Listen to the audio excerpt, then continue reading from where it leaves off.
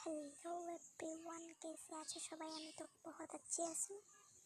সেজন্য বৃষ্টি হচ্ছে প্রচুর। ও মা গো, আমার পান্তা ভাত খাইতে ইচ্ছা করছে। তো পান্তা ভাত খাইমু হইলে তো খাওয়া যায় না, এর লাগে রেডিও করতে লাগবো।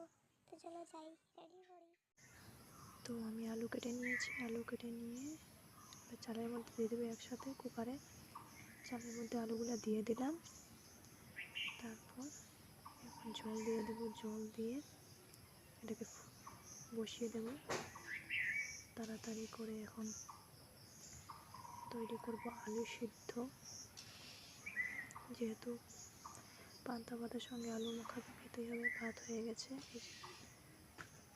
ভাত রেডি হয়ে গেল। এবার শুকনো লঙ্কা, রসুন, পেঁয়াজ নিয়ে নিয়েছি, এই যে কেটে নিলাম। কেটে নিয়ে এখন সব ভেজে দেব। সব পেঁয়াজ কড়াইতে দিয়ে ভেজে নেব, রসুনও ভেজে নেব, শুকনো লঙ্কাও ভেজে নেব। সব কিছু ভেজে নিয়ে তারপর বানাবো আলু মাখা। এভাবে ভেজে নিলে সব কিছু খেতে অনেক টেস্টি হয়। সেই জন্য এইভাবে রসুনগুলো ভেজে নিলাম। এই যে একে একে রসুনগুলো ভেজে নিলাম।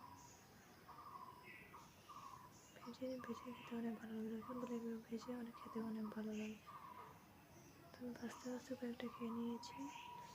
এখন এই যে লঙ্কাগুলো এবার ভেজে নেব ভালো করে। এই যে লঙ্কাগুলো ভাজা হয়ে গেল।